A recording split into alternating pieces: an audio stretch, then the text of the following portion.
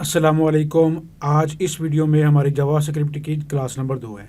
Class number जो 1 थी उसके अंदर हम इसका बेसिक स्ट्रक्चर जो है, किस तरह इसको लिखते हैं और इसके वेरिएबल्स किस तरह से लिखते हैं, डिक्लेयर करते हैं, प्रिंट कैसे करवाते हैं, उसके बारे में बड़ी डिटेल के साथ डिस्कस किया था हमने।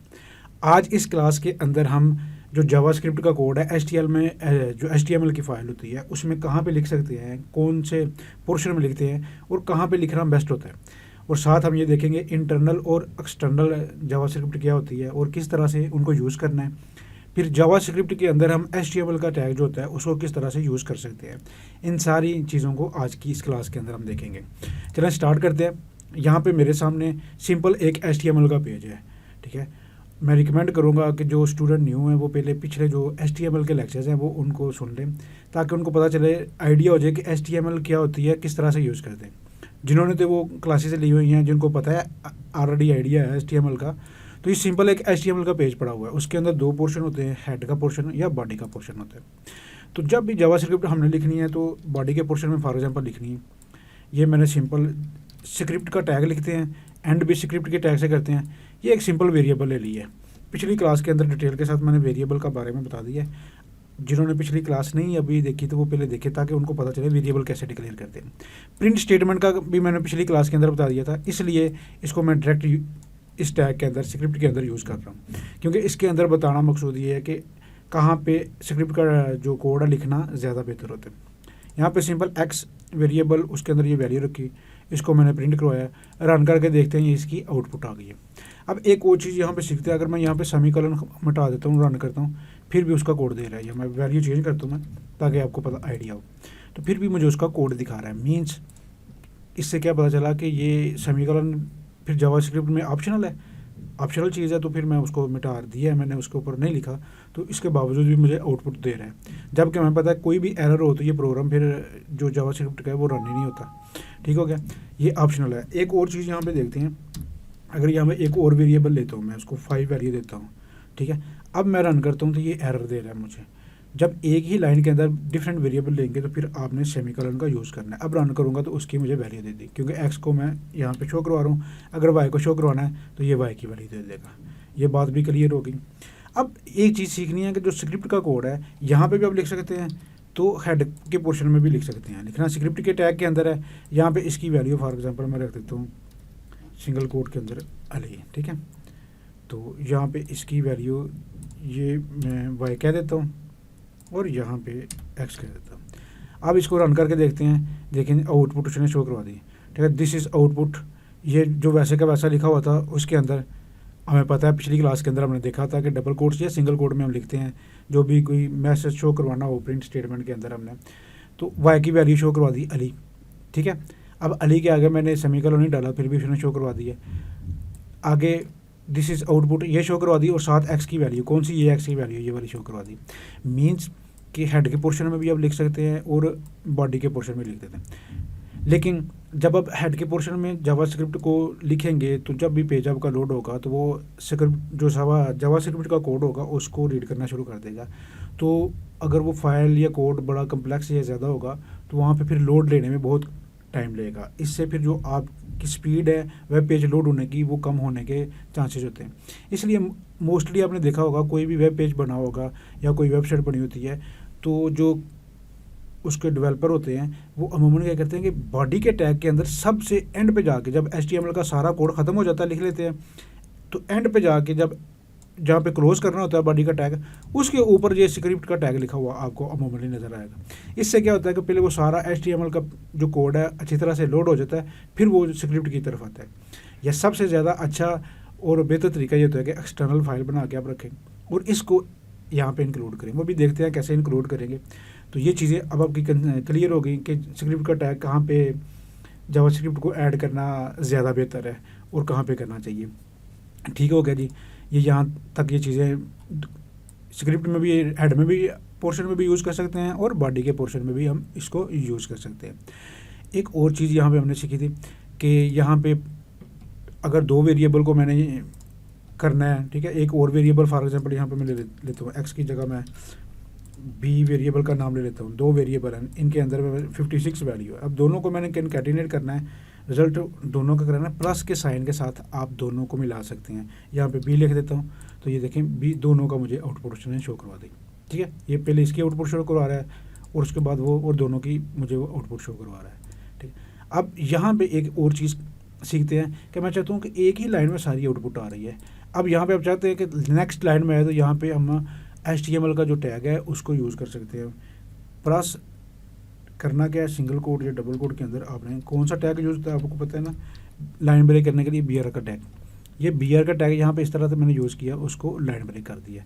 अब BR का टैग यहाँ पे भी मैं यूज़ कर सकता हूँ, स्ट्रिंग के अंदर डबल कोड्स के अंदर। यहाँ पे मैं करता हूँ BR का टैग यूज़ किया है।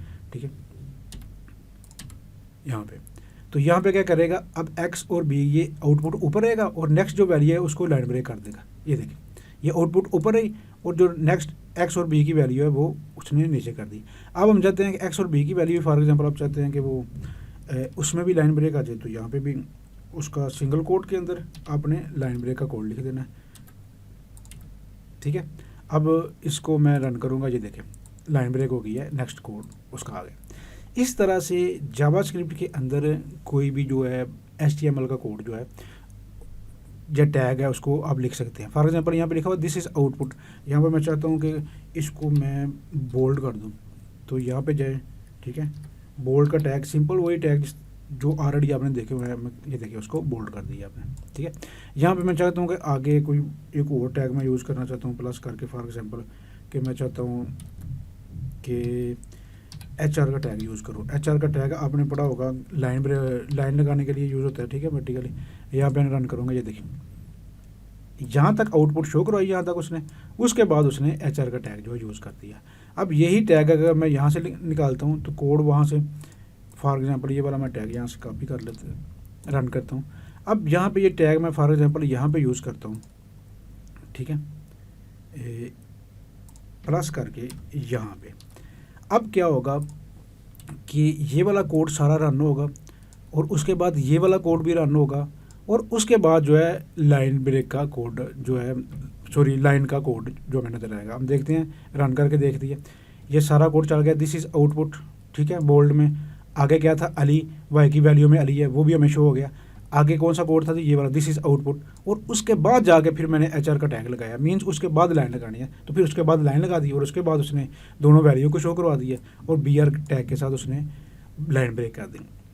इस तरह से जो HTML के टैग हैं जावास्क्रिप्ट के अंदर, अगर आपसे पूछा जाए या आपको करना पड़े इस तरह का कुछ चीज़ कि जावास्क्रिप्ट के अंदर HTML का टैग कैसे यूज़ कर सकते हैं, कैसे आपने लिखना है, तो इस तरह से सिंपल आप जावास्क्रिप्ट के अंदर जो है HTML का टैग यूज़ कर सकेंगे। अब यहाँ पे एक और चीज़ जो कंसेप्ट आपने समझना है वो ये है कि यहाँ पे तो हम इंटरनली इन पेज जावास्क्रिप्ट यूज़ कर रहे हैं, तो बेहतर तरीका क्या होता है कि एक्सटर्नल एक फ़ाइल बना के जावास्क्रिप्ट के रखें ताकि जो HTML कोड है वो क्लीन रहे, उसके मॉडिफाई करना, अंडरस्टैंड करना भी आपके लिए ईजी हो। तो उसके लिए क्या करते हैं, सिंपल आपने ये करना है, ये वाला कोड आपने कॉपी करना है जावास्क्रिप्ट का, ये सारे का सारा कोड जो वहाँ पे लिखा हुआ है। ठीक है, यहाँ से रिमूव कर देना और यहाँ पे भी रिमूव कर देना। ठीक है, ये कोई भी जावास्क्रिप्ट का कोड लेके आपने एक न्यू फाइल बनानी है। ठीक है, नोटपैड में फॉर एग्जांपल मैं आपको बताता हूँ, यहाँ पे उसका कोड लिख देना आपने। ठीक है, एक दफ़ा आपने स्क्रिप्ट लिख के कोड लिखना है, एक दफ़ा स्क्रिप्ट की ये दोनों टैग ख़त्म करके तो फिर आपने इसको सेव करना है। जब सेव करेंगे कंट्रोल सेव एज, तो एक फ़ोल्डर आपने बना लेना जिसके अंदर इसका नाम लिख देना है स्क्रिप्ट, कोई भी नाम लिख सकते हैं, मैं वैसे आपको बताने के लिए बता रहा हूँ कि आपको पता चले स्क्रिप्ट है डॉट, जिस तरह से HTML की एक्सटेंशन होती थी डॉट HTML और CSS के अंदर एक्सटेंशन हम यूज़ करते थे डॉट CSS, यहाँ पे डॉट JS की एक्सटेंशन यूज़ होगी और जो फोल्डर आपने बनाया होगा वहाँ पे ये फाइल सेव कर देनी है। उससे पहले जो HTML का पेज है ना, ये वाला कोड, इस कोड के अंदर जो भी चीज़ आप लिखेंगे इसको भी आपने वहाँ पे सेव कर देना है।